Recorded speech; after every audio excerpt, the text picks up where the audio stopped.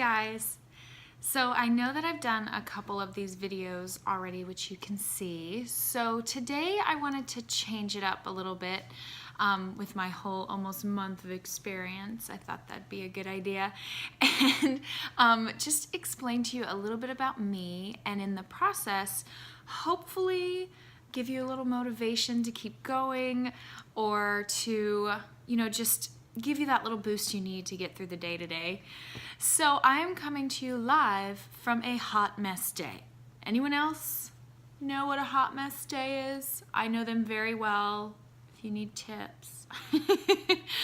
So today has been one of those days where you're like, why can I not break out of this just cloud that is looming over me? And for those of you who also suffer with mental health issues, I'm sure you understand where I'm coming from and can kind of go with me here for a minute. And I know that it's hard to watch, people who look like they've got it all together, who've got like clean homes in the background. P.S. You just can't see the mess. That's called camera positioning. Who have their hair and makeup done all the time. This is done because I had a meeting today, guys. This doesn't look like this all the time. And, just things that you feel like you're doing everything wrong. And I just wanted to get on here today from a very, very active hot mess day of my own to tell you that you're not alone. And nobody's life is perfect, even though it looks like, oh, here's another put together chick telling me about her mental health issues. No more. Well, trust and believe, I'm right in the middle of it with you. I'm not one of those people who is sitting here telling you how I made it through and, how you can too get on the other side, and you're sitting there like, okay, sure, what do I do next? No, I am in the middle of it, guys. I am trudging through this stuff with you.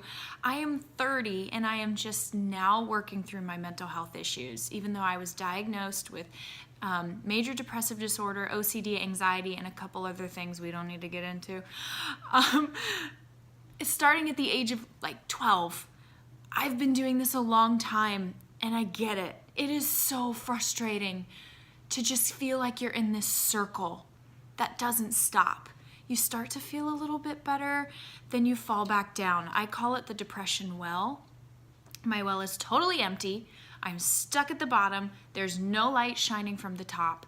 And each day I climb out a little bit more, just a little bit. And some days are so good. You can reach your hand up and you can feel the sun outside of the well, and then you fall all the way back down, and it happens over and over and over, and you're like, what am I doing wrong? What do I need to do? What herb do I need to try?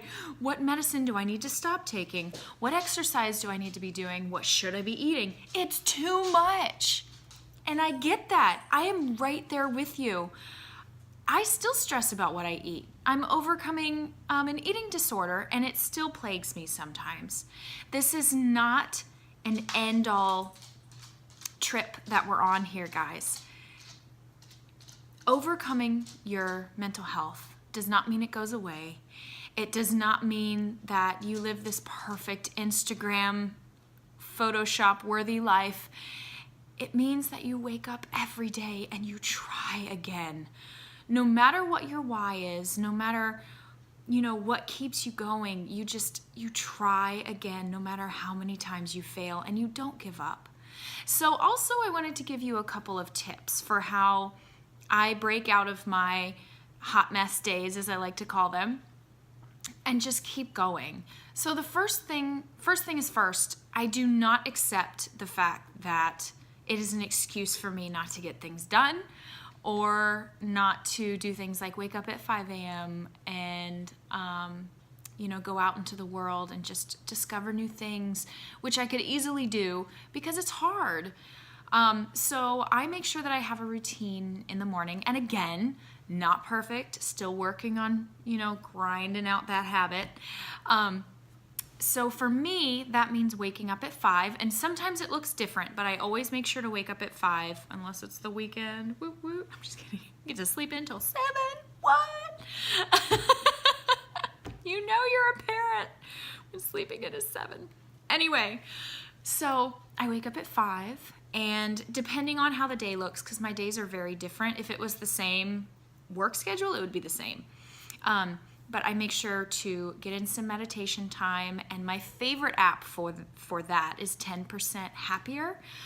It's not like a spiritual thing. If you are spiritual with your meditation, that's completely fine. I'm a Jesus freak, so I don't really, use it except for mindfulness meditation. And I know Jesus meditated. Let's not, we're not here for that. We're not here to go that way. Anyway. Oh, squirrel. Okay, so I do my 10% Happier app, and they've got free ones, or you can sign up to do subscriptions, which I do the subscription because I want more variety in my meditations. And for me, that's just sitting on the edge of my bed, and if it's not too cold, I open a window because I love hearing the birds chirp. Can I get an amen? Oh my goodness. Yes. And so that's what I do. I've got my yoga mat. If it's a day where I'm going to teach, I tend to just do yoga in the morning. But if it's a day I don't have to teach, I get a little workout in. And now that it's warmer, I'm going to be working out outside because that kind of incorporates a little bit of grounding. If you don't know what that is, I can do something else on that. I don't know a whole lot on it scientific wise. Guys, that's not me. But I know that I love any excuse to be barefoot outside. Or barefoot. I don't like shoes.